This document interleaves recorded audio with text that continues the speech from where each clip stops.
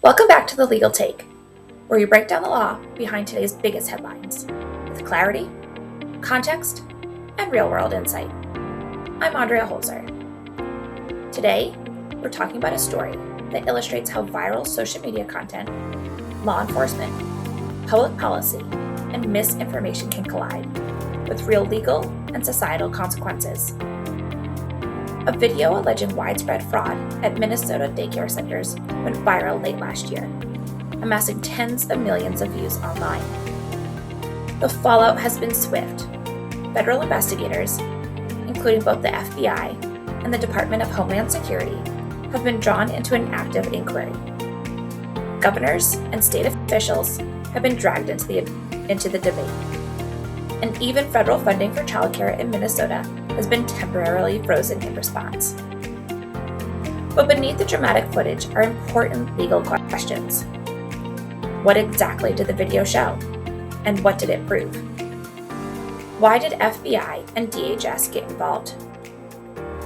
What role do social media influencers play in shaping investigations? And what are the legal implications for individuals and communities caught in the crossfire? In this episode, we're going to break it all down.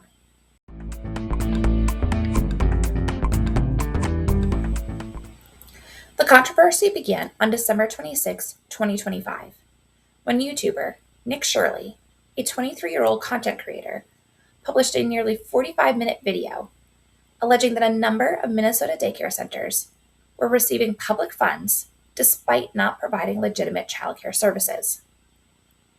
In the video, Shirley travels to several facilities in Minneapolis that appear, at certain times, to be empty or inactive. He interviews passersby who say they've never seen children at the sites, and highlights publicly available payment data suggesting these businesses received millions in state and federal childcare subsidies. One of the most widely shared clips featured a facility called the Quality Learning Center, memorably mocked online for a sign that originally read Quality Leering Center, which drew attention for what appeared to be lock and key silence and enigmatic parking lot. Shirley's video quickly went viral across platforms like X and YouTube. On X alone, it racked up over 135 million views, and the attention spread well beyond his subscriber base. The federal fraud investigation in Minnesota took a new turn today. This time, agents are zeroing in on daycare centers and health clinics after a viral video touched off a firestorm. CBS News Minnesota's Jonah Kaplan puts that video into context. Amidst the bitter cold, Minnesota is again feeling the heat from Washington. Homeland Security Secretary Kristi Noem sharing this video today showing federal agents at several child care centers investigating allegations of fraud. Healthcare here, healthcare right here. The tips aren't from the FBI. They're from a video posted this weekend by YouTuber Nick Shirley, which was seen more than 100 million times. While we have questions about some of the methods that were used in the video, we do take the concerns that the video raises about fraud very seriously. State officials today also visiting some of the sites and told CBS News 2 centers had already shut down earlier this year. CBS News also reviewed nearly a dozen daycares mentioned by Shirley. All but 2 have active licenses, and some were inspected as recently as 3 weeks ago.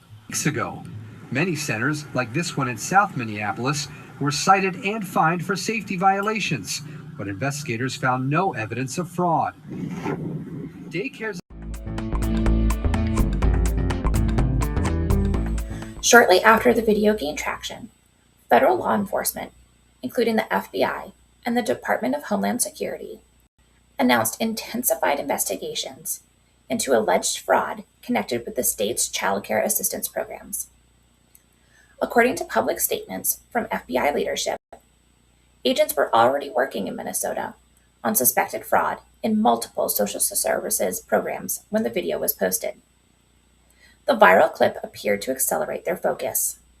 Daycares aside, the land of 10,000 lakes has been reeling from what prosecutors warn is a $9 billion COVID-era fraud scandal.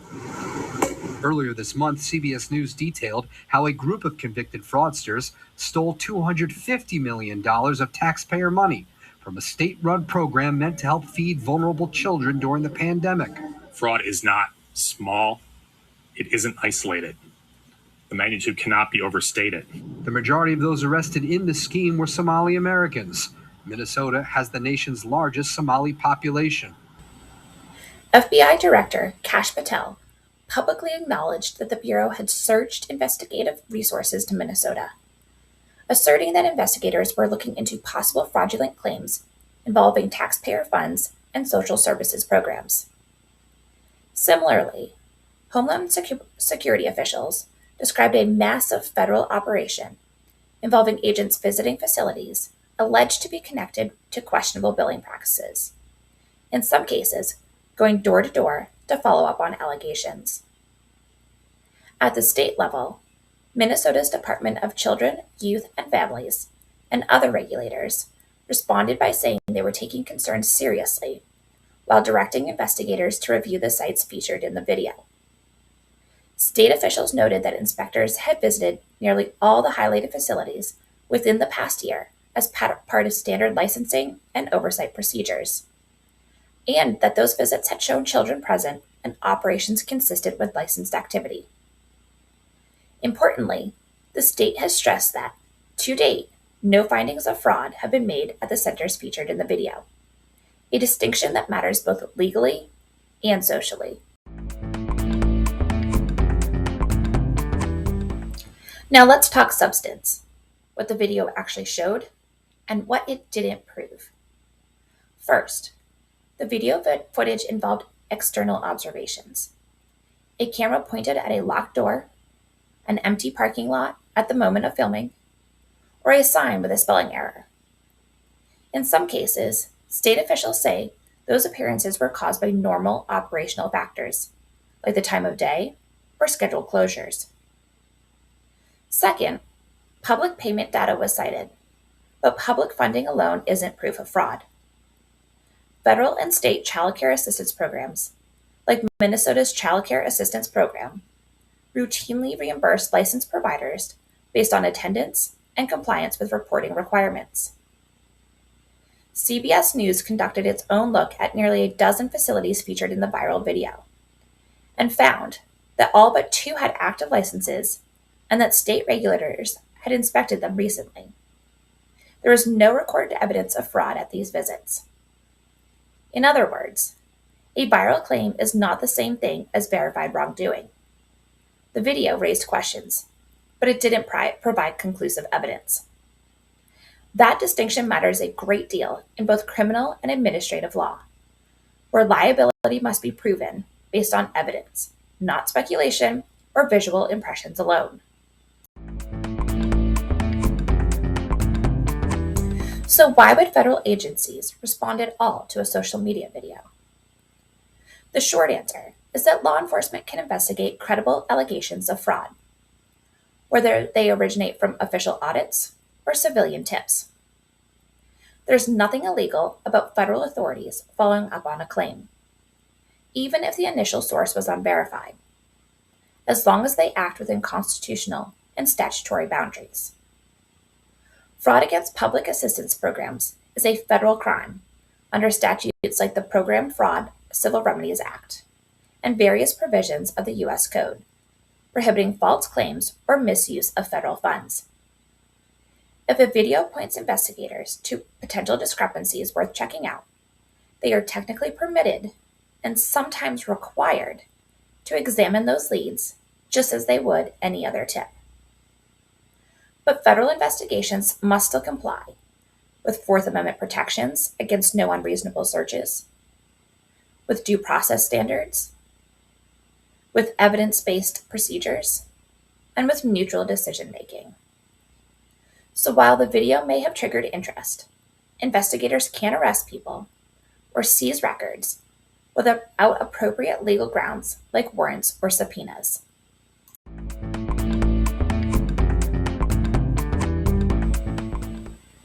This case also highlights the role of influencer-driven reporting in modern legal narratives. The content creator behind this video, Nick Shirley, is a YouTuber with over 1 million followers who has previously made politically charged content. His video was amplified by prominent voices on social media, including political figures. The rapid spread and subsequent federal response illustrate how public perception can influence official action, especially in a news environment where agencies are conscious of both real fraud and reputational risk. But speed can have consequences. Multiple independent accounts, shared by viewers after the video went viral, documented harassing and threatening calls made to Somali-run daycare centers by people who assumed guilt without evidence, including racist and hurtful messaging. These centers reported staff being afraid to return to work and families worrying about safety. This raises serious questions about the social cost of rushing from viral claims to political action without transparent verification.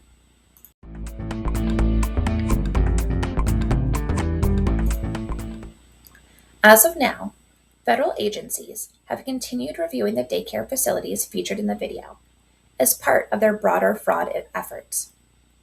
State regulators maintain that standard inspections have not uncovered fraud at these locations. The FBI and DHS have not publicly announced specific charges tied solely to the daycare claims. Ongoing federal investigations into larger fraud schemes, including pandemic-era programs, are continuing in Minnesota. From a legal perspective, this story is ongoing, and developments will depend on what evidence investigators can substantiate, not on how many views a video gets.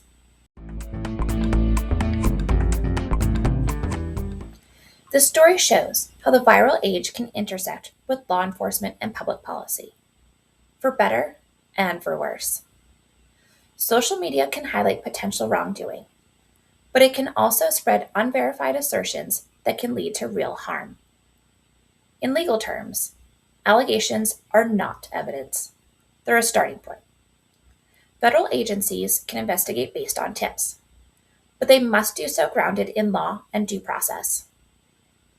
As always, we'll continue to follow the story closely and bring you legal context you won't find in 15-second clips. If you found this explanation helpful, subscribe, hit the bell, and join the conversation in the comments below. I'm Andrea Holzer, and this has been The Legal Take. Until next time, stay informed, stay curious, and stay legally minded.